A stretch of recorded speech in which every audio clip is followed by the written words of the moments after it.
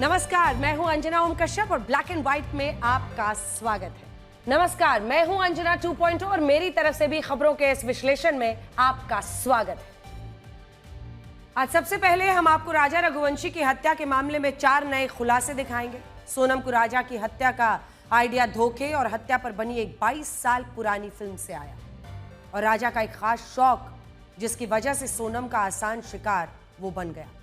राजा हमलावरों से वार तो शुरुआत में सहन कर गया, लेकिन ये बात वो बिल्कुल भी नहीं सहन कर पाया कि उसकी पत्नी ही उसकी हत्या करने का आदेश दे रही है। और सबसे बड़ा खुलासा सोनम के उपवास से जुड़ा है। जिस दिन राजा की हत्या हुई थी उस दिन सोनम ने अपनी सास से कहा था कि आज उसका उपवास है।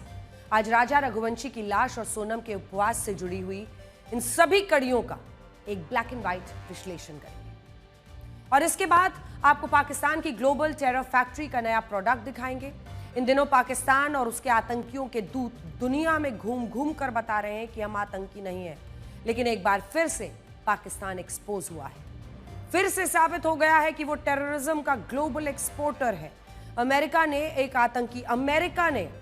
आतंकी शाहजेब खान का कनाडा से प्रत्यर्पण किया है, जो पाकिस्तान का नागरिक है। इस आतंकी ने अंधाधुंध फायरिंग करके नरसंहार की योजना बनाई थी, लेकिन उससे पहले ही इसे गिरफ्तार कर लिया गया। और मेरी एआई वर्जन, आज आपके पास कौन सी खबर है?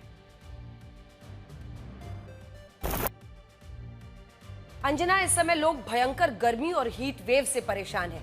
इसीलिए आज मैं एसी यानी एयर कंडीशनर से जुड़ी एक ऐसी खबर बताऊंगी जो लोगों को अपनी आदत बदलने पर मजबूर करेगी। अभी बहुत से लोग अपने एसी की कूलिंग टेम्परेचर जो है वो 16 डिग्री सेंटीग्रेड पर कर देते हैं, लेकिन नया नियम आने के बाद वो ऐसा नहीं कर पाएंगे। अब सरकार एसी की कूलिंग से जुड़ा नया नियम ला रही है। इसके तहत एसी के तापमान को 20 डिग्री सेंटीग्रेड से 28 डिग्री सेंटीग्रेड के बीच सीमित कर दिया जाएगा। आज हम सबसे पहले राजा रघुवंशी हत्याकांड में हुए 4 नए खुलासों के बारे में बताएंगे। खुलासे हत्या में शामिल 5 आरोपियों से पूछताछ के बाद सामने आए। पहला खुलासा, सोनम और राज कुशवाहा ने धोखे और हत्या पर बनी एक फिल्म देखने के बाद राजा की हत्या का प्लान बनाया था। हम आज उस फिल्म के बारे में आपको बताएंगे जिसको सोनम और राज कुशवाहा अपनी कहानी मानते थे। दूसरा खुलासा, राजा रघुवंशी के एक खास शौक ने उसे सोनम का आसान शिकार बना दिया। सोनम ने अपने पति राजा के शौक को अपना हथियार बनाया।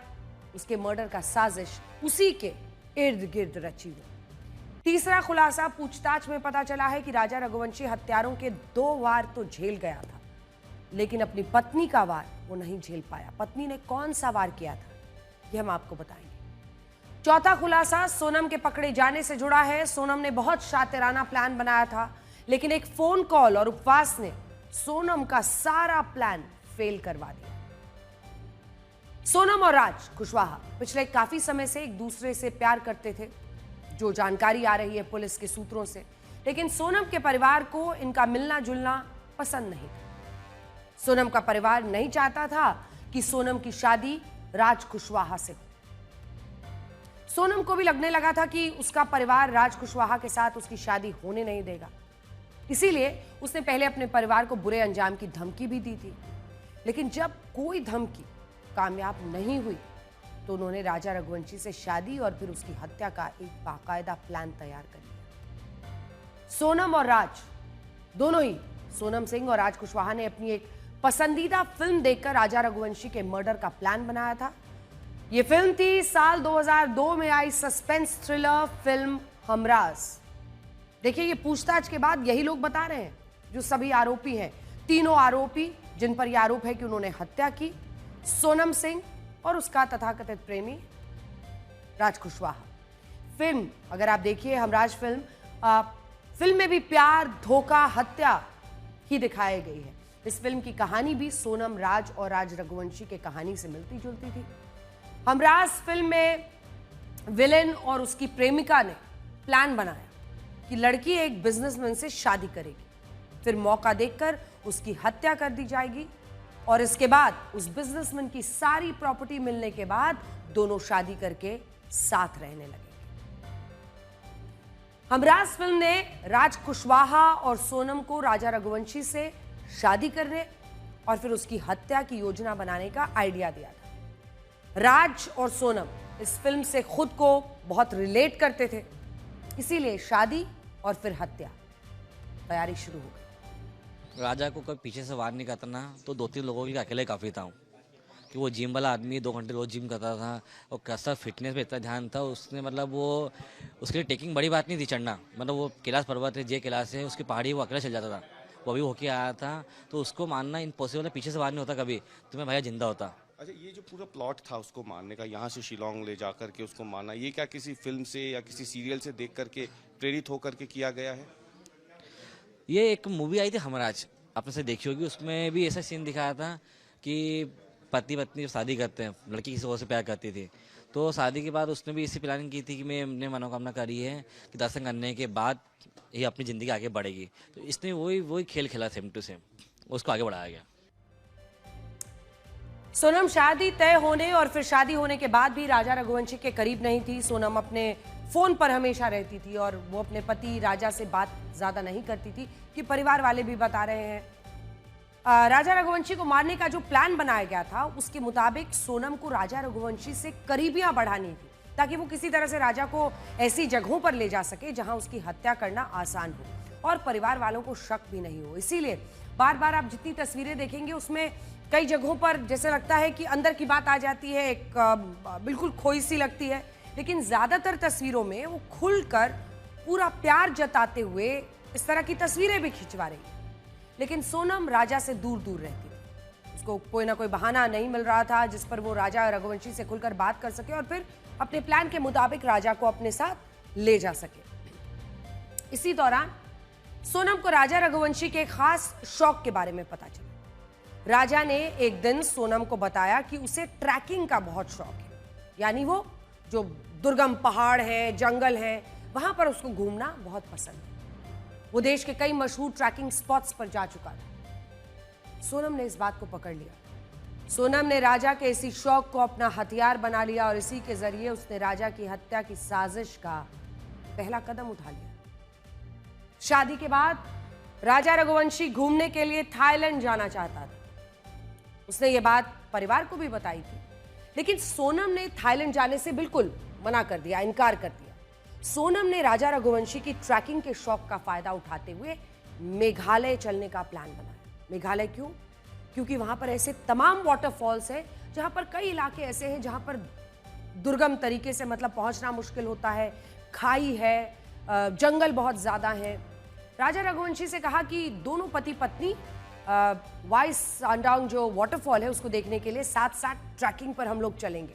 अब देखिए, पहाड़ों पर ट्रैकिंग करना आसान काम नहीं है, इसके लिए अच्छी फिटनेस ज़रूरी है, इच्छा शक्ति ज़रूरी है। आमतौर पर हर किसी को पहाड़ों पर ट्रैकिंग करना पसंद नहीं होता, इसीलिए राजा रघुवंशी को पत्नी सोनम का मेघालय चलने और वाटरफॉल ट्रैकिंग पर जाने का आइडिया पसंद आ गया। राजा को लगा कि उसको एक ऐसी पत्नी मिली है जिसे उसकी तरह ही ट्रैकिंग करना बहुत पसंद है। सोनम शादी के बाद भी राजा से लगाव नहीं रखती, इसीलिए राजा को सोनम का प्लान पसंद आया। उसने सोचा होगा कि इसी के बहाने दोनों करीब आएंगे, उसे भी लगेगा कि चलो मैंने उसकी बात मानी तो हो सकता है उसका प्यार दुलार मेरी तरफ बढ़े। तब तक राजा रघुवंशी को कोई आइडिया ही नहीं था कि सोनम का प्लान राजा के साथ ट्रैकिंग पर जाने का नहीं था, बल्कि उसकी हत्या का था। अगला खुलासा जो हम आपको बता रहे हैं वो है राजा रघुवंशी की कुछ तस्वीरें। ये तस्वीरें राजा रघुवंशी की फिटनेस के बारे में बताती हैं। ये तस्वीरें आप शायद पहली बार अभी देख रहे होंगे। राजा रघुवंशी अपनी फिटनेस पर बहुत ध्यान देता था। वो कई घंटों तक जिम में पसीना बहाता। ये स्विमिंग की उसकी तस्वीरें हैं, ट्रैकिंग, साइकिल, ये देखिए जिम की तस्वीर, वो बॉडी बनाना, फिटनेस फ्रीक जिसे आजकल की भाषा में कहा जाता है। इन तस्वीरों में भी आप देख सकते होंगे कि राजा रघुवंशी एक बहुत ही फिट नौजवान। राजा रघुवंशी की तुलना में जो उसके 3 हत्यारे थे, अब इनकी आप हालत देखिए, सेहत देखिए। राजा रघुवंशी के भाई का कहना है कि हत्या के तीनों आरोपियों को राजा रघुवंशी अकेले ही मार सकता था, क्योंकि वो उनसे ज्यादा हट्टा कट्टा था और बहुत फिट था, ताकतवर था। लेकिन एक सवाल ये उठता है कि फिर ऐसा क्यों हुआ कि 3 हत्यारे राजा को मारने में कामयाब हो गए और राजा कुछ नहीं कर पाया। पूछताछ में जो जानकारियां मिल रही हैं उसके मुताबिक सोनम ने अपनी लोकेशन तीनों हत्यारों को दे दी थी। वो तीनों हत्यारे राजा और सोनम के कुछ ही पीछे चल रहे थे। हिंदी भाषी होने की वजह से इन तीनों हत्यारों ने राजा से बाद में दोस्ती कर ली। उसको पहले से जानती थी सोनम, इसलिए जब वाटरफॉल की ट्रैकिंग शुरू हुई तो प्लान एक्टिवेट कर दिया। वाटरफॉल के ट्रैक पर राजा रघुवंशी और तीनों हत्यारे साथ साथ चल रहे थे और सोनम उनसे कुछ दूरी बनाकर वो चल रही थी, क्योंकि आगे चलकर वो हत्या का इशारा नहीं दे सकती थी। अब ऐसे में देखिए, ट्रैकिंग को एक सुनसान जगह पर पहुंचना बहुत जरूरी था और उस सुनसान जगह का चुनाव करने के बाद ही उन हत्यारों को ये मतलब इशारा करना था कि अब मारने की घड़ी आ गई है। बात में तीनों हत्यारों ने राजा से ट्रैकिंग रूट से हटकर एक अलग सुनसान जगह से चलने के लिए कहा। अब ये तीनों आते हैं पिक्चर में और ये तीनों कहते हैं कि चलो हम लोग एक सुनसान जगह पर चलते हैं, वहां पर ज्यादा मजा आएगा। सोनम ने भी उन हत्यारों की हाँ में हाँ मिलाई, हाँ चलते हैं करने लगी वो। राजा रघुवंशी ट्रैकिंग का एक्सपर्ट था, इसीलिए उसे इसमें कोई दिक्कत नहीं हुई, उसे कोई खतरा नहीं लगा। उसकी पत्नी उसके साथ थी। बात भरोसे की होती है। फिर जैसे ही हत्या के लिए सुनसान जगह मिली तो हत्यारों में से एक विशाल ने धारदार हथियार दाव से राजा के सिर पर पीछे से 2 वार किए। इस हमले से विशाल लड़खड़ा गया और नीचे गिर गया। हालांकि वो इसके बाद फिर खड़ा हुआ और तीनों हमलावरों से भिड़ गया। दरअसल राजा की हम बात कर रहे हैं, राजा रघुवंशी की। अब विशाल को लगा कि ये तीनों लूटपाट के इरादे से आए हैं। राजा को लगा, माफ कीजिएगा, राजा को लगा कि ये तीनों लूटपाट के इरादे से आए हैं, उसकी पत्नी पर भी हमला कर सकते हैं और वो जाहिर तौर से अपनी पत्नी को बचाने के लिए बढ़ा। लेकिन इसी दौरान सोनम तेजी से उस जगह पहुंची और उसने तीनों हत्यारों से राजा की ओर इशारा करते हुए कहा, मार दो इसे। अब आप उस लम्हे में पहुंचने की कोशिश कीजिए, इस आदमी पर क्या बीती होगी, क्योंकि जब पहले उस पर हमला हुआ वो किसी तरह से खड़ा हुआ राजा, उसको लगा कि ये तीनों लुटेरे हैं, ये लूटेंगे और मुझे अपनी पत्नी को बचाना है। तब तक तो उसकी पत्नी ने ही मुड़ के कह दिया कि मारो, मार दो इसे। तीनों हत्यारों को सोनम ने इशारा किया मारने का। ज्यादा खून बहने और पत्नी के निर्दयी निर्देश को सुनकर राजा को समझ में आ गया कि उसकी पत्नी तीनों हत्यारों से मिली हुई है। इसे देखने के बाद राजा खुद को संभाल नहीं पाया, निढाल हो गया। कल्पना कीजिए, हत्यारों के 2 घातक वार झेलने वाले राजा रघुवंशी अपनी पत्नी के धोखे का वार नहीं झेल पाया। सोनम ने अपने पति राजा रघुवंशी की हत्या के लिए फुल प्रूफ प्लानिंग की थी। सोनम का प्रेमी राज कुशवाहा इंदौर से संपर्क में रहा। पति राज रघुवंशी उसके इशारे पर कहीं भी चलने के लिए राजी था। 3 हत्यारे भी सोनम के साथ ही थे। सोनम को लगा कि अब सब कुछ प्लान के मुताबिक हो रहा है, उसके पकड़े जाने की संभावना ना के बराबर है। लेकिन सोनम को 2 चीजों ने फंसा दिया। पहला, एक फोन कॉल, दूसरा उपवास। जब तक सोनम और राजा रघुवंशी के लापता होने की खबरें आती रही, उस वक्त राजा की मां ने बताया कि 23 तारीख को सोनम से उनकी फोन पर बातचीत हुई और इस फोन कॉल में सोनम ने ही बताया था कि वो और राजा ट्रैकिंग करके पहाड़ की चोटी पर पहुंच गए हैं। यह आखिरी फोन कॉल था जिसमें राजा और सोनम ने परिवार से बात की थी। इसके बाद परिवार का संपर्क टूट गया। हम आपको फोन कॉल की वो बातचीत जरा सुनाना चाहते हैं। अभी नहीं हुआ, बस हम चढ़ाई कर रहे हैं, तो हम ऊपर चढ़ गए फिर फोन लगाते हैं। और आज तो उपवास होगा फिर? मेरा तो उपवास है ना, मेरे को 2-3 बार बोल दिया। हाँ। मैं घूमने के चक्कर में अपनी 11 थोड़ी तोड़ूंगी। वही तो तेरी, मैं अभी फरियाद बना रही तो मेरे को एकदम से याद आ गई कि आज तो मेरे बहू का उपवास है बापे। हाँ, खिचड़ी बना मम्मी रही का हूँ। सुबह फोन आ गया था कि उपवास है, तो मैं नहाई थी। हाँ तो कहीं दूध लस्सी जो भी मिल रहा हो उपवास का सामान वो खा लो। अब पहले ऊपर तो चढ़े, जंगल में है, यहाँ से आज कुछ मिलेगा। बाप रे, मैंने हाँ। कही थी कुछ ड्राई फ्रूट रख के ले जाओ, तो बोले हाँ क्या करेंगे हम, दो ये जंगल है, पता है, घोर जंगल है, एकदम खड़ी चढ़ाई है। चढ़ना मतलब उतरना भी खड़ा ही है और चढ़ना भी खड़ा ही है। तो वहाँ ऊपर देखने के लिए क्या गए? वो अंदर है, वो पहाड़ के अंदर। मना करी थी मैंने तो सुनते नहीं है। हाँ अच्छा, चलो। वही तो कह रही, वहाँ क्या देखने पहुँच गए तुम? ये नीचे से देख लेते। झरना देखने गए थे, हाँ, बड़ा वाला। हाँ नीचे से देख हाँ, लेते। तो हालत खराब हो गई तो चढ़ के। ये फोन कॉल सोनम पर बहुत भारी पड़ा, क्योंकि यहीं से सारी कहानी और शक की सुई जो है वो घूम गई। इस फोन कॉल पर सोनम ने राजा की हत्या से आधे घंटे पहले अपनी सास से उपवास की बात कही थी। आधे घंटे पहले, जो सफेद झूठ था। जिस होम स्टे में सोनम और राजा रुके थे, उसके मालिक ने पुलिस को बताया कि सोनम और राजा ने सुबह निकलने से पहले भरपेट नाश्ता किया था। यहीं से पुलिस को शक हुआ कि फिर आखिर उसने उपवास को लेकर अपनी सास से झूठ क्यों बोला। पुलिस उसके बाद इस पर आगे बढ़ने लगी। इस फोन कॉल को एक बड़ा सुराग मानते हुए मेघालय पुलिस ने सोनम को भी आरोपी बनाया। मेघालय पुलिस राजा रघुवंशी हत्याकांड के 5 आरोपियों को शिलोंग लेकर जा चुकी है। पूछताछ में सोनम ने राजा रघुवंशी की हत्या करवाने की बात कबूल भी कर ली है। सख्ती से हुई पूछताछ में सोनम एसआईटी के आगे जल्दी ही टूट गई, क्योंकि सीसीटीवी कैमरा फुटेज था। उसके वो सारे सीसीटीवी दिखाए गए जिसमें वो हत्यारों के साथ नजर आई थी। मरने के बाद जब इन हत्यारों ने राजा रघुवंशी का कत्ल कर दिया था, हत्या कर दी थी, उसके बाद भी ये तीनों के साथ सीसीटीवी में दिखी है। अब देखिए, राजा रघुवंशी के परिवार का आरोप है कि सोनम ने जानबूझकर शादी की थी, क्योंकि वो एक तीर से 3 निशाने लगाना चाहती। पहला, राजा रघुवंशी से शादी करके वो अपना मंगल दोष खत्म करना चाहती थी, क्योंकि राजा रघुवंशी मांगलिक था, राज कुशवाहा मांगलिक नहीं था।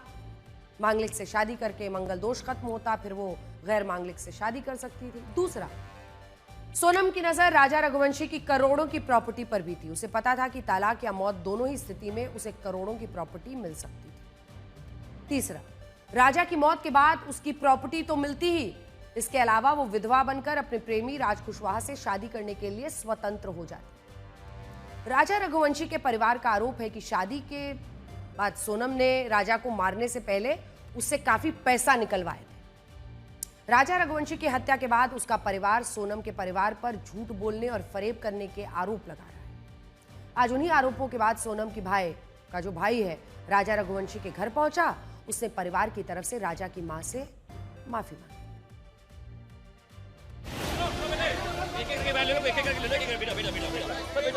मैं आपको एक एक सवाल का व्यवस्थित जवाब दूंगा। उसने कोई अभी ऐसा कबूल नहीं करा है कि उसने हत्या करी है, मगर जो सबूत मिल रहे हैं उस हिसाब से मुझे 100% पता है कि उसी ने ये काम करा है और करवाया गया है पूरा। अगले साल कोई मुहूर्त नहीं था, 2 साल तक मुहूर्त नहीं थे, इसलिए थोड़ा जल्दी हुआ। और जल्दी का कारण ये है कि 11 मई लास्ट डेट थी, उसके बाद में इनका 2 साल तक कोई मुहूर्त नहीं था दोनों लोगों का लाल पूजा की शादी। मैं कोई होता नहीं हूँ परिवार से माफी मांगने वाला, तो मैंने माफी तो मांग ली है, मगर इस परिवार ने एक बेटा खोया है और जो मैंने लड़की दी थी उस लड़की की जगह पे मैं इस परिवार का हिस्सा हूँ, उससे रिश्ता हमने तोड़ दिया है और इस परिवार का हिस्सा मैं हूँ। और आज से सभी चीजें मैं करूँगा उसके खिलाफ, क्योंकि राजा मेरा बहुत प्रिय था।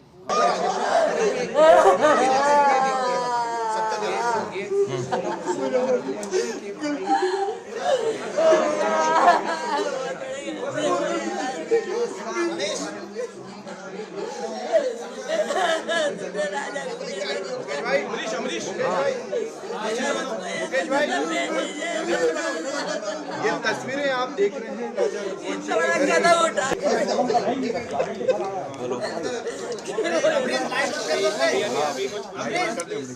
अरे आइए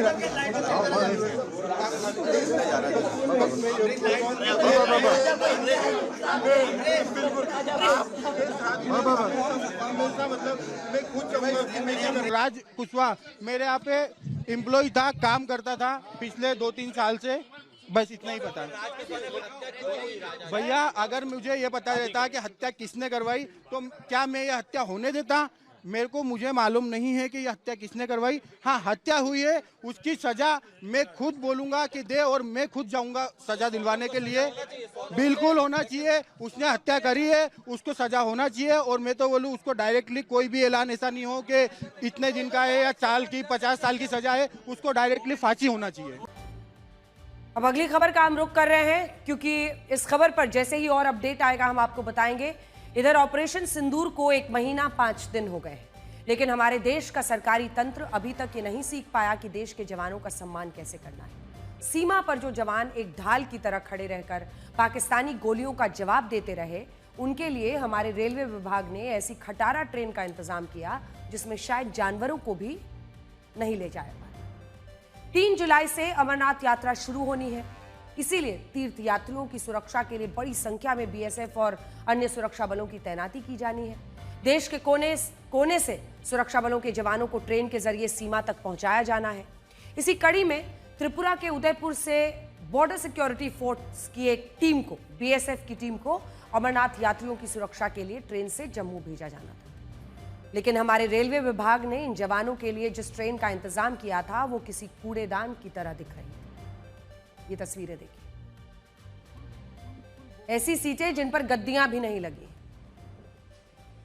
ये तस्वीरें देखिए और सोचिए कि हाईटेक ट्रेन चलाने का दावा करने वाली भारतीय रेलवे ने हमारे देश के जवानों के लिए किस तरह की ट्रेन दी है। ट्रेन की बोगियों में कूड़ा कचरा पड़ा है। ऐसा लग रहा है कि इन बोगियों का इस्तेमाल कूड़ेदान की तरह किया जा रहा था। इन बोगियों को जो छत है उनकी, उसमें बड़े बड़े छेद हैं, आप आवाजें भी सुन रहे हैं। कई जगहों पर छत ज्यादा टूटी हुई है, उसको कूड़े कचरे वाले पॉलिथीन से भरा गया है। ट्रेन की खिड़कियां टूटी हुई हैं, दरवाजों के हाल भी खराब है, दरवाजे कभी भी गिरने की स्थिति में दिखाई दे रहे हैं। बहुत बुरा हाल है, इन पर कोई नहीं बैठ सकता, ऐसी स्थिति साफ दिख रही है। ये देखिए आप हालत। टॉयलेट्स का हाल तो आपको क्या ही बताएं, पाइप टूटे हुए, पूरा केबिन गंदा, छत टूटी हुई, सीटें उड़ी हुई, मतलब आप कल्पना नहीं कर सकते। गद्दियां लगी ही नहीं है इन सीटों पर। कागजों में भारतीय रेलवे ने बीएसएफ के जवानों के लिए 5 एसी कोच, 16 स्लीपर कोच और 4 जनरल डिब्बे मुहैया करवाए। हमने जो तस्वीरें आपको दिखाई हैं उसे देखकर क्या आपको लगता है कि जो कागजों में था वही धरातल पर मौजूद था? ये तस्वीरें देखने के बाद रेलवे के अधिकारियों को शर्म आनी चाहिए। जो जवान भारत के लोगों के लिए सीमा पर अपनी जान देने को तैयार हो जाते हैं, उनको रेलवे के अधिकारियों ने क्या सोचकर इतनी खटारा ट्रेन दी थी? क्या वंदे भारत जैसी ट्रेन चलाने वाली भारतीय रेलवे ने सुरक्षा बलों के लिए खास तौर से इस तरह की जर्जर ट्रेनें रखी हुई हैं? क्या रेलवे के ये अधिकारी जवानों को इंसान नहीं समझते? हम आज भारतीय रेलवे के अधिकारियों से पूछना चाहते हैं कि क्या वो लोग अपने परिवार के साथ इस ट्रेन में यात्रा कर सकते हैं? बीएसएफ के लिए खटारा ट्रेन भेजने वाले अधिकारियों की मानसिकता भी सवालों के घेरे में। जब उन्हें पता था कि देश के जवानों को सीमा पर भेजा जाना है तो उन्होंने इस ट्रेन को किस मानसिकता से चुना? क्या वो जवानों को टॉर्चर करना चाहते थे? हालांकि बीएसएफ के जवानों को इस ट्रेन से जम्मू नहीं भेजा गया है। ऐसा इसलिए हुआ क्योंकि बीएसएफ के अधिकारियों ने इस ट्रेन का मुआयना किया और फिर बीएसएफ के अधिकारियों ने ही ट्रेन को रिजेक्ट कर दिया। बीएसएफ के अधिकारियों ने रेलवे विभाग से इस ट्रेन को बदलने की अपील की, जिसके बाद दूसरी ट्रेन से जवानों को जम्मू के लिए रवाना किया गया। आज उसके बाद से रेलवे मंत्रालय ने उन अधिकारियों के खिलाफ कार्रवाई भी की जिन्होंने ये ट्रेन तय किया था रेलवे के लिए, उन बीएसएफ के जवानों के लिए। लेकिन आज रेलवे के अधिकारियों की दोहरी मानसिकता पर सवाल उठाना जरूरी है। भारतीय रेलवे ने सेलिब्रिटीज के लिए हाईटेक ट्रेन का इंतजाम किया, देश की सुरक्षा करने वाले जवानों के लिए किस मानसिकता से ये कचरा ट्रेन दे दिया? आपको याद होगा कि 8 मई की रात को पाकिस्तान ने ड्रोन और मिसाइलों से हमले किए थे। उसी रात हिमाचल प्रदेश के धर्मशाला में आईपीएल का एक मैच चल रहा था। पाकिस्तान के हमले के बाद इस मैच को रद्द करके स्टेडियम में ब्लैकआउट कर दिया गया था। युद्ध जैसे हालात बनने की वजह से खिलाड़ियों को वहां से निकालना जरूरी था, इसीलिए उन्हें पठानकोट से स्पेशल वंदे भारत ट्रेन से दिल्ली लाया गया था। रेलवे ने बाकायदा इसके खास इंतजाम किए थे और अच्छी बात है, ये इंतजाम होना भी चाहिए। कई सरकारी जो एक्स अकाउंट्स हैं उनसे ये पोस्ट भी डाला गया और जनता ने भी खूब वाहवाही की और वाहवाही बटोरी भी गई और ये अच्छा है, हम इसे गलत नहीं ठहरा रहे। ये ऐसा इंतजाम हमें देना था, हमारे देश के मान की भी बात थी। इंटरनेशनल खिलाड़ी थे, हमारे अपने खिलाड़ी थे, वही खिलाड़ी जो भारत का सिर गर्व से ऊंचा करते हैं। लेकिन ये खिलाड़ी प्राइवेट टूर्नामेंट खेलने के लिए गए थे, अच्छी बात है, आपने उनके लिए स्पेशल वंदे भारत ट्रेन लगाई। लेकिन दूसरी तरफ किस मानसिकता से आप ग्रस्त हैं कि जो जवान सीमा पर पाकिस्तानी हमलों का जवाब दे रहे हैं, उन जवानों के लिए भारतीय रेलवे ने अपना कूड़ादान पटरी पर उतार दिया। भारतीय रेल अधिकारियों की दोहरी मानसिकता इसमें दिखती है। हम उनसे पूछना चाहते हैं कि क्या उन्हें ये ट्रेन डंप नहीं कर देना चाहिए? और डंप कर देना चाहिए तो फिर ऐसे में ये ट्रेन क्यों दिया गया? इस खबर के बाद रेल मंत्रालय जो है वो एक्शन में आया। रेल मंत्री अश्विनी वैष्णव ने भारतीय रेलवे के अलीपुरद्वार मंडल के 4 वरिष्ठ अधिकारियों को फौरन सस्पेंड कर दिया। इस मामले की जांच के आदेश दिए।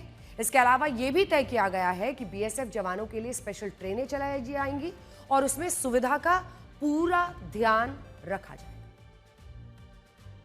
तो ऑलरेडी एक्शन कल ही लिया जा चुका था। वो ट्रेन की रेक कल ही रिप्लेस कर दी गई थी और जो 4 अधिकारी इसके लिए जिम्मेदार थे उनको सस्पेंड भी कर दिया गया था।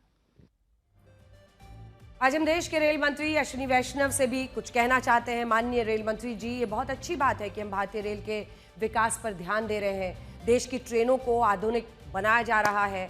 आप हमें भारतीय रेल की नई नई उपलब्धियों की जानकारी भी समय समय पर अपने सरकारी और सोशल मीडिया माध्यमों से देते हैं। लेकिन आज हम ये भी पूछना चाहते हैं कि हमारे देश के जवानों को जर्जर ट्रेन क्यों दी गई?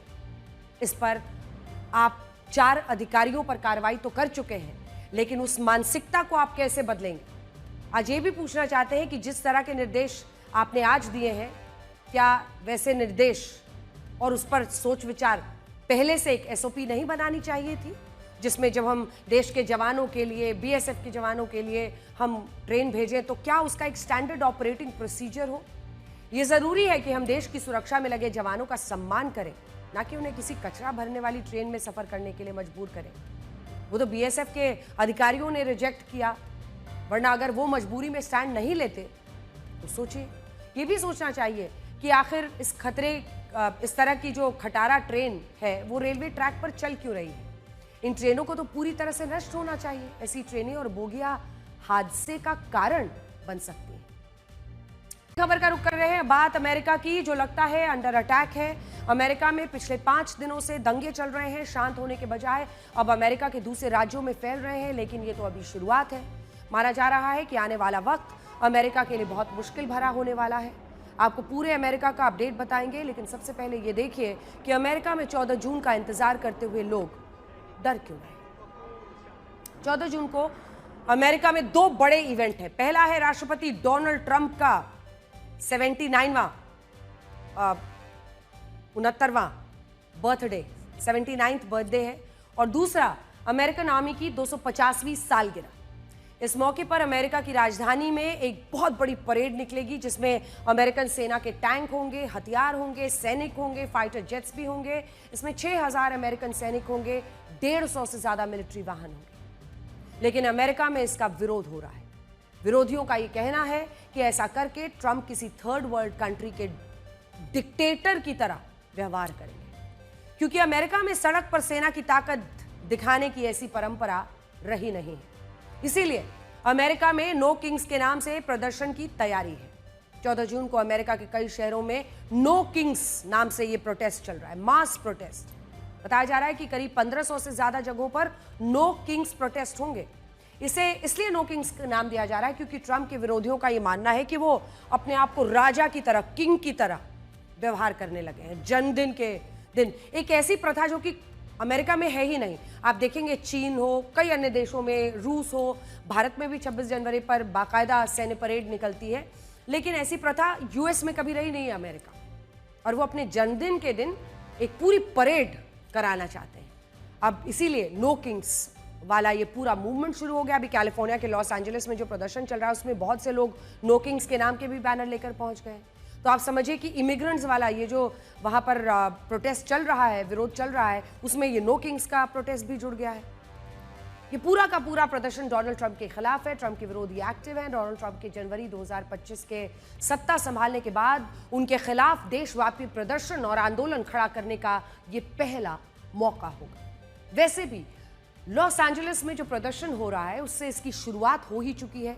ये एंटी ट्रंप फोर्सेस के एक होने का मौका है, जितने लोग उनके धुर विरोधी हैं। और ऐसे में ये सभी लोग एक तरह से अगर मिलकर यह आंदोलन करेंगे तो 14 जून बड़ी मुसीबत का सबब बन सकता है।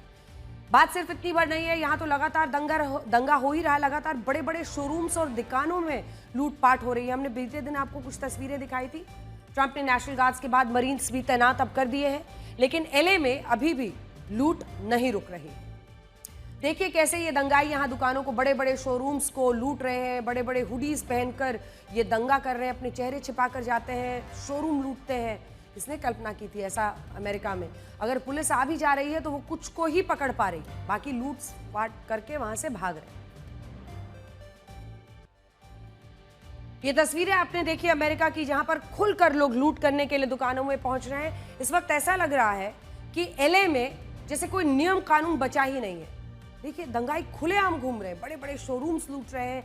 इन दंगाइयों ने कल एप्पल का एक शोरूम लूटा था, मोबाइल, लैपटॉप, टैबलेट, जिसके हाथ जो आया लूट लिया था। अब जिन लोगों ने एप्पल के स्टोर से फोन चुराए थे, उनके फोन्स पर अब अलार्म बजने लगा है। वो भी आपको दिखाएंगे। मैसेज आ रहा है कि इस फोन को तुरंत आप एप्पल स्टार थिएटर में लौटा दीजिए, ये डिवाइस किसी काम का नहीं है, इसे आप यूज नहीं कर पाएंगे। ये उनका तरीका है कम से कम जो लूट हुई है उसको वापस लेने। ये लूटपाट और दंगे अमेरिका के कई बड़े शहरों में फैल गए हैं। फिलाडेल्फिया में वॉलमार्ट का स्टोर लूट लिया गया है। हालत देखिए, दंगाई जो भी समझ में आ रहा है लूट रहे हैं, चाहे वो दवाई का स्टोर ही क्यों ना हो। इसीलिए तो हम कह रहे हैं कि अमेरिका अंडर अटैक है। ये सिविल वॉर की तरह स्थिति लग रही है। इसीलिए अब जिनके छोटे कारोबार हैं वो इन दंगाइयों से अपने स्टोर्स को बचाने के लिए शीशों के बाहर से लकड़ी लगवा रहे हैं, सोचिए, ताकि उनके स्टोर्स तोड़फोड़ से बच रहे हैं। ये हालत, ये सावधानियां अमेरिका जैसे देश में बरतनी पड़ रही हैं। तोड़फोड़ से बचने के लिए लोग अब पैसे खर्च करके ये प्लाईवुड के बोर्ड्स लगाकर दुकानों को छिपा रहे हैं। आप एक कोने से देखते जाइए, पूरा आप देखिए। लॉस एंजलिस की एक सड़क का वीडियो है ये। हर स्टोर के बाहर से लकड़ी का बोर्ड लगाया जा रहा है, क्योंकि अब ये कारोबारी भी मान चुके हैं कि ये दंगे पता नहीं कितने दिन जारी रहेंगे, कब तक चलेगा, हम ना शिकार हो जाएं। कानून व्यवस्था तो नजर आ नहीं रही है। ये प्रदर्शन अब सिर्फ लॉस एंजलिस तक ही सीमित नहीं रह गए हैं, बल्कि अमेरिका भर में फैल गए हैं। ये अटलांटा की तस्वीरें हैं, यहां भी हिंसा हो रही है। लग रहा है जैसे पूरा शहर ही वॉर जोन बन गया होगा। लगातार धुआं उठ रहा है, इस तरह की आगजनी हो रही है। एलए के अलावा सांटाना, शिकागो, न्यूयॉर्क सिटी, सोचिए, Omaha, San Francisco, Atlanta, Denver और सियाटल, इन तमाम जगहों पर दंगे फैल गए। अब ये तमाम शहर जो है ये अमेरिका की इकोनॉमी का पूरा, आप समझिए, पिलर्स है, पूरा बड़ा हिस्सा है। यहाँ दंगे होने का मतलब है अमेरिका का आर्थिक तौर पर कमजोर होना, क्योंकि लूटपाट और दंगे की जो तस्वीरें एलए से आई हैं, अगर ऐसा ही अमेरिका के इन शहरों में भी होने लगा तो अमेरिका के लिए हालात बहुत खराब हो जाएंगे। हर दिन लगता है कि चलिए ये वन ऑफ, मतलब एक घटना घटी है, एक दिन एक रात की बात है, लेकिन हर रोज लगातार 3 दिन से ये खबर आ रही है। उधर एलए के हालात सुधारने के लिए अब कर्फ्यू लगा दिया गया है। एलए के डाउनटाउन में रात को 8 बजे से सुबह 6 बजे तक कर्फ्यू रहेगा। अगले कुछ दिनों तक ये जारी रहेगा। बताया जा रहा है कि इससे करीब 1 लाख से ज्यादा लोगों को प्रभावित ये करेगा। पुलिस ने बड़ी संख्या में प्रदर्शनकारियों को गिरफ्तार किया है। एलएपीडी ने पिछले 4 दिनों में 378 लोगों को कुल गिरफ्तार किया है। पाकिस्तान की करते हैं, जो इन दिनों पूरी दुनिया में घूम घूम कर बता रहा है कि हम तो आतंकी नहीं है, आतंकी हमें मत समझो। पाकिस्तान के पूर्व विदेश मंत्री पहले अमेरिका गए, फिर इन दिनों अपने डेलीगेशन के साथ इंग्लैंड पहुंचे हैं, और हर जगह हम तो खुद आतंकवाद से पीड़ित है, वही पुराना जो राग है। भारत ने जब 7 मई को पाकिस्तान पर हमला किया और उसके आतंकी ठिकाने नष्ट किए, तो पाकिस्तान ने पूरी दुनिया में एक नैरेटिव फैलाया कि भारत ने हमारे सिविलियन इलाकों को टारगेट किया, हमारे तो कोई आतंकी नहीं, हम तो खुद ही आतंकवाद से परेशान हैं। लेकिन एक बार फिर से पाकिस्तान एक्सपोज हुआ है। पता चला है कि टेररिज्म का ग्लोबल एक्सपोर्टर है वो। अमेरिका ने एक आतंकी शाहजेब खान का कनाडा से प्रत्यर्पण किया है, पाकी आतंकी, और अब उसे अमेरिका लेकर आ रहा है प्रत्यर्पण करके कनाडा से। वही अमेरिका जो पाकिस्तान और भारत की एक साथ एक सुर में बात करता है। अब देखिए, ये जो शाहजेब खान है ये पाकिस्तान का नागरिक है। ये आईसिस का समर्थन कर रहा था, अमेरिका में आतंकी हमला करना चाहता था। पिछले साल इस आतंकी ने ब्रुकलिन में एक जूश सेंटर के बाहर अंधाधुंध फायरिंग करके नरसंहार की योजना बनाई थी, और वो ये हमला 7 अक्टूबर 2024 को करना चाहता था, यानी इजराइल पर हमास के अटैक की बरसी वाले दिन। लेकिन एफबीआई ने उससे पहले उसका भंडाफोड़ कर दिया और कनाडा में उसे 4 सितंबर 2024 को गिरफ्तार करा दिया। अब उसी शाहजेब खान को कनाडा से अमेरिका लाया गया है। एक और आतंकी, पाकिस्तानी आतंकी। इस केस ने पाकिस्तान को पूरी तरह से बेपर्दा कर दिया है। पूरे विश्व में चर्चा है क्योंकि यह हकीकत है कि दुनिया में आतंकी हमला नहीं भी हो, पाकिस्तान से कहीं भी हो कोई आतंकी हमला, कनेक्शन कहां से निकलता है? सही कहा आपने, पाकिस्तान से। 2010 में अमेरिका के न्यूयॉर्क में टाइम्स स्क्वायर में कार में धमाके की कोशिश की गई और उसमें पाकिस्तानी फैजल शहजार गिरफ्तार हुआ। उसे पाकिस्तान में बम बनाने की बाकायदा ट्रेनिंग दी गई थी। इसी तरह से 7 जुलाई 2005 को लंदन में अंडरग्राउंड जो ट्यूब्स हैं, वहाँ ट्रेन्स हैं, उनमें बम के धमाके हुए, 52 लोगों की मौत हुई, 700 से ज़्यादा घायल हुए। 4 बॉम्बर्स थे और इनमें से 3 कहाँ के? पाकिस्तान। मोहम्मद सादिक खान, शाहजेब तनवीर, हसीब हुसैन। अब 2006 में ही आप देखिए यूके में, इंग्लैंड में ट्रांस अटलांटिक की कई फ्लाइट्स को उड़ाने की योजना थी, लेकिन ब्रिटिश खुफिया एजेंसी की सक्रियता की वजह से साजिश बेनकाब हो गई और इस साजिश में बहुत से ब्रिटिश पाकिस्तानी ही पकड़े गए थे। लेकिन लगता है कि अमेरिका को पाकिस्तान के इस आतंकवाद से कोई फर्क नहीं पड़ता। अमेरिका में फिर वही स्थिति है जो 20 से 25 साल पहले थी। पाकिस्तान के आतंकी जब भारत में आतंकी वारदात को अंजाम दे रहे थे तो अमेरिका ने उस वक्त कोई कार्रवाई नहीं की, वो खुद ही पाकिस्तान की मदद करता रहा। फिर अंजाम यह हुआ कि इसका खामियाजा अमेरिका को भी भुगतना पड़ा। जैसे उदाहरण के लिए IC-814 विमान अपहरण कांड के बाद भारत की तरफ से एक आतंकी अहमद उमर सईद शेख को छोड़ा गया था। इसी आतंकी ने पाकिस्तान में अमेरिकी पत्रकार डैनियल पर्ल का अपहरण कर हत्या की थी। अमेरिका के सबसे बड़े आतंकी हमले 9/11, जो कि दुनिया का आप समझ लीजिए एक तरह से बहुत बड़ा आतंकी हमला था, उसमें शामिल आतंकियों को पाकिस्तान से पैसा भेजा गया था। इस हमले में अलकायदा का सीनियर आतंकी खालिद मोहम्मद शेख शामिल था। वो 9/11 के हमलों को प्लानिंग के लिए पाकिस्तान को अपना बेस बनाया था और वो पाकिस्तान में ही पकड़ा गया था। इसके अलावा ओसामा बिन लादेन मास्टरमाइंड 2011 में कहां? पाकिस्तान में ही मारा गया। और भारत के 26/11 हमले में शामिल तहव्वुर हुसैन राणा और डेविड कोलमन हेडली दोनों पाकिस्तानी ही हैं। राणा को 17 साल की मशक्कत के बाद अमेरिका से प्रत्यर्पित किया गया, जबकि डेविड कोलमन हेडली के प्रत्यर्पण की भारतीय जो दरख्वास्त है वो अभी तक लटकी हुई है। लेकिन अमेरिका ने ना तो अब तब पाकिस्तान के आतंकवाद पर ध्यान दिया और ना ही वो अब दे रहा है। बस एक बार हिलरी क्लिंटन ने वो सांप वाप आंगन में पालने पर खुद ही डसने का खतरा रहता है ऐसी वाली बात कही थी, वरना बाकी तो सब के सब आपको पाकिस्तान के खिलाफ कोई बोलता हुआ नजर नहीं आएगा। सोचिए कितनी विडंबना की बात है कि एक तरफ तो अमेरिका में आतंकी हमले की साजिश रचने वाला पाकिस्तानी आतंकी कनाडा से प्रत्यर्पित हुआ है और दूसरी तरफ अमेरिका का एक जनरल कह रहा है कि पाकिस्तान तो आतंकवाद से मुकाबला कर रहा है। यही अमेरिका का दोहरा रवैया है जो आज सबको देखना चाहिए। पता नहीं बताते हैं या नहीं बताते हैं, आज ही हम एक पाकिस्तानी टेररिस्ट आपने प्रत्यर्पित किया है कनाडा से और अब तो अमेरिका ने आसिम मुनीर को भी न्योता दिया। ऐसी खबर आ रही है पाकिस्तान का जिहादी army chief Asim Munir America के दौरे पर जा रहा है। जब खुद अमेरिका का जनरल कह रहा है कि उनके लिए तो पाकिस्तान भी ज़रूरी है, तो फिर क्या ही कहा जाएगा ऐसे में। अगली खबर का हम रुख कर रहे हैं। अगर आप गर्मी से परेशान हैं और इतने ज़्यादा परेशान हैं कि घर में घुसते ही अपने AC की कूलिंग आप 16 डिग्री सेंटीग्रेड पर सेट कर देते हैं, तो ये खबर आपके लिए ही है, क्योंकि अब आपके AC का तापमान सरकार सेट करेगी। अगर आप बहुत ज़्यादा कूलिंग में रहना पसंद करते हैं तो आपको अपनी आदत बदलनी होगी। अभी बाजार में उपलब्ध कई एयर कंडीशनर्स 16 डिग्री सेल्सियस या 18 डिग्री सेल्सियस तक के तापमान और 30 डिग्री सेल्सियस तक की हीटिंग की सेटिंग की अनुमति भी देते हैं। नया नियम लागू होने के बाद इस तापमान सीमा को 20 डिग्री सेंटीग्रेड से 28 डिग्री सेंटीग्रेड तक सीमित कर दिया जाएगा, यानी लोअर टेम्परेचर जो है, लोएस्ट टेम्परेचर, वो अब 16 नहीं, आप 20 तक ही सेट कर पाएंगे। अब सवाल ये उठता है कि सरकार को लोगों के घरों में तापमान नियंत्रित करने की जरूरत आखिर क्यों पड़ी है? तो इसका पहला उद्देश्य है तापमान सेटिंग को मानकीकृत करना है, यानी इसके बाद सभी AC में अधिकतम और न्यूनतम तापमान फिक्स होगा, चाहे वो किसी भी कंपनी का हो, क्योंकि कोई 16 दे देता है, कोई 18 देता है, कोई 20 देता है। दूसरा, तापमान को बहुत कम सेट करने से होने वाली अधिक बिजली की खपत को कम करने का एक प्रयास है, जो कि एनवायरमेंटल फ्रेंडली है, जो कि पर्यावरण के पक्ष में है।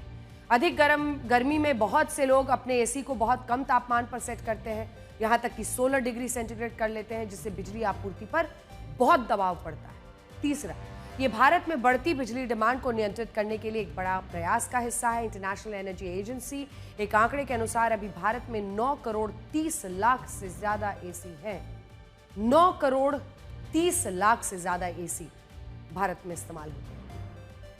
अब लोगों के मन में सवाल है कि क्या सरकार के इस नए नियम के लागू होने के बाद कुछ फर्क पड़ेगा?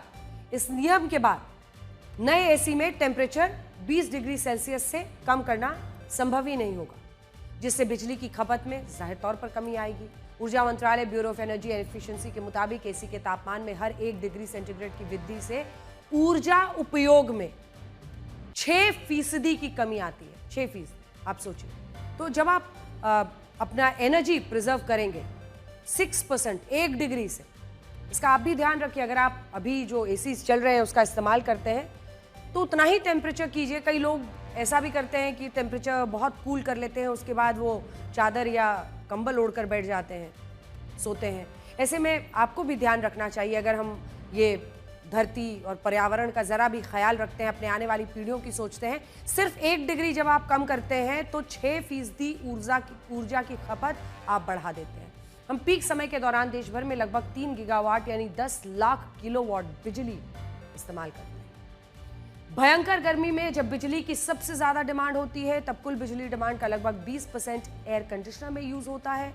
एयर कंडीशनर खासकर जब बहुत कम तापमान पर चलाए जाते हैं तो बिजली ग्रिड पर बहुत ज्यादा भार डालते हैं। जब बाहर तापमान 40 डिग्री सेल्सियस से ज्यादा हो और एसी 20 सेल्सियस पर सेट हो तो सोचिए एसी ग्रिड पर कितना लोड पड़ेगा। एयर कंडीशनर के लिए लाए गए सख्त ऊर्जा नियम 2035 तक पीक बिजली की डिमांड में 60 गीगावाट तक की बचत करने में मदद कर सकते हैं। इससे नए बिजली संयंत्रों के निर्माण और बिजली ग्रिड को अपग्रेड करने पर होने वाले 7.5 लाख करोड़ रुपए खर्च करने की जरूरत नहीं पड़ेगी। हालांकि नियमों में बदलाव के बाद एसी बनाने वाले कंपनियों को अपने नए उपकरणों को फिर से प्रोग्राम करना होगा, सॉफ्टवेयर सेट करना होगा, जिससे 20 डिग्री सेल्सियस से 28 डिग्री सेल्सियस रेंज सुनिश्चित हो सके। हालांकि सभी इसे लेकर स्पष्ट इसको लेकर जानकारी नहीं आई है। और अब अगली खबर का रुख करते हैं। अब मैं दुनिया की आबादी का गहरा विश्लेषण करने जा रही हूं। जिस तरह दुनिया की डेमोग्राफी बदल रही है, ये आपको समझना इसलिए बहुत जरूरी है क्योंकि ये सिर्फ आबादी का मसला नहीं है, ये जियोपॉलिटिक्स का सवाल है। आबादी टूल है, आबादी ताकत है और आबादी कमजोरी भी है। इसीलिए इस बेहद महत्वपूर्ण रिपोर्ट को आपको ध्यान से देखना चाहिए। दुनिया की मशहूर और विश्वसनीय सर्वे एजेंसी प्यू PEW रिसर्च ने 2010 से 2020 के बीच ग्लोबल रिलीजियस लैंडस्केप पर एक रिपोर्ट जारी की है। ये रिपोर्ट कहती है कि अभी भी ईसाई दुनिया का सबसे बड़ा धार्मिक समूह है, लेकिन मुसलमानों की आबादी बढ़ने की दर सबसे ज्यादा है। 2010 में दुनिया की आबादी में 23.9% मुसलमान थे, लेकिन 2020 में यह तादाद 1/4 यानी 25.6% हो गई, यानी 1.8% की बढ़ोतरी हो गई। गैर धार्मिक यानी जो लोग अपने आप को किसी धर्म से एसोसिएट नहीं करते, उनकी आबादी में भी दुनिया की आबादी के मुकाबले 0.9% का इजाफा हुआ। दुनिया की आबादी में यहूदियों और अन्य धर्म के लोगों की आबादी के अनुपात में कोई बदलाव नहीं हुआ, लेकिन 2010 से 2020 के बीच ईसाइयों और बौद्धों की आबादी का अनुपात घटा है। बौद्ध 0.8% घटे हैं, ईसाइयों की आबादी इन 10 साल में 1.8% बढ़ी है। तो ये पूरा चार्ट आपके सामने है। सबसे ज्यादा किसका है और सबसे कम किसका, वो आपने देख लिया है। और अब मैं किस धर्म की आबादी में कितना बदलाव हुआ इसकी रिपोर्ट आपको बताना चाहती हूँ।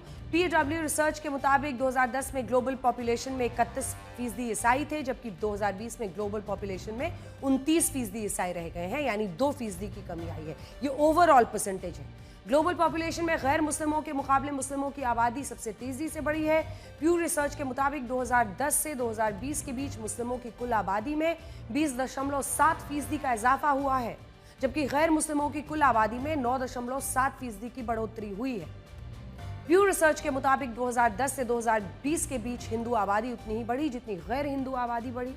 हिंदुओं की कुल आबादी में 12% का इजाफा हुआ, जबकि कुल गैर हिंदू आबादी में 12.4% का इजाफा हुआ है। अपने प्यू रिसर्च के जरिए दुनिया की आबादी की तस्वीर देखी। अब मैं UN रिपोर्ट के हवाले से भारत की आबादी का भी विश्लेषण करने जा रही हूं।